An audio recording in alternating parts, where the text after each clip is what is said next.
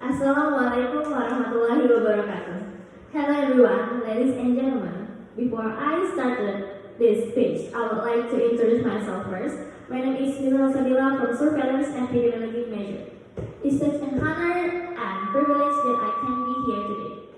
In this event, we would like to discuss about the current issues from medical side.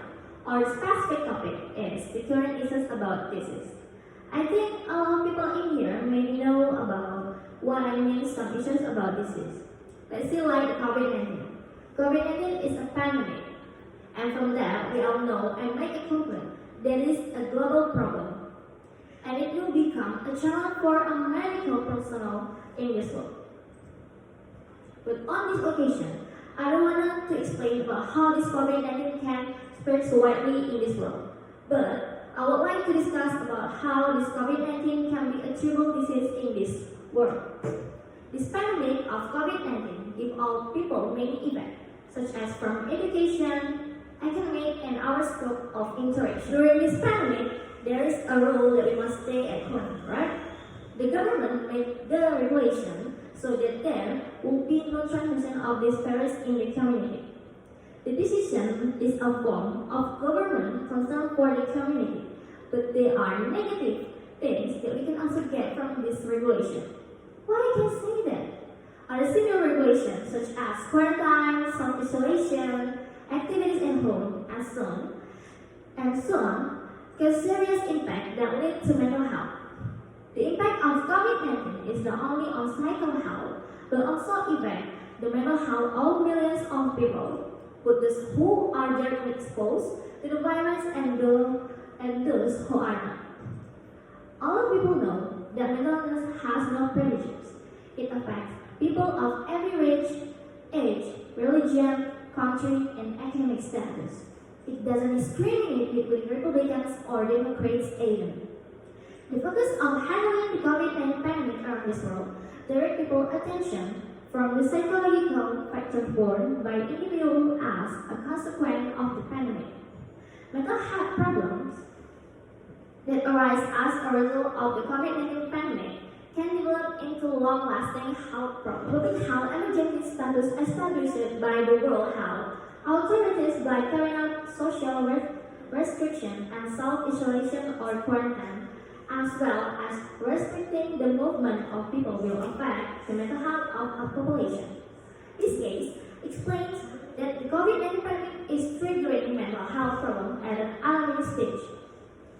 A survey on mental health shows self-examination compiled by the Association of Indonesian Mental Medicine Specialists, which was conducted online, explained that as many as 63% of respondents experienced anxiety and 66% of respondents worried that something bad is going to happen, worrying too much, being irritable, and having trouble relaxing.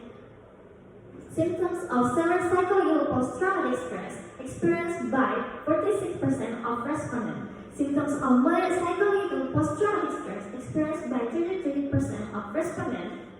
Symptoms of mild psychological post-traumatic stress by 2% of respondents, while 19% had no symptoms. The prominent symptoms of post-traumatic stress are feeling distant and separated from other feelings, constantly alert, cautious, and on guard. There are at least 4 main risk factors for depression from the 14 commonly encountered which arise due to the COVID-19 pandemic. Namely isolation and social distancing, economic pressure, stress, and depression in health workers, and stigma and discrimination. From the impact described above, the government has implemented policies to address mental health problems caused COVID-19, including the establishment of the Sejiwa Institution, Mental Health Service, Sejiwa, launched by the Ministry of Women Empowerment.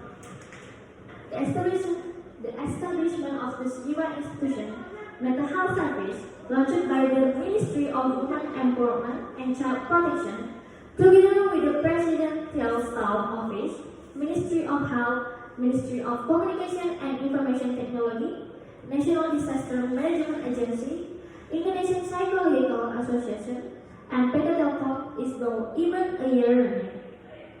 Since its launch on April 29, 2022, family problems and primary social support have become two main reasons for calling Sejiwa Service.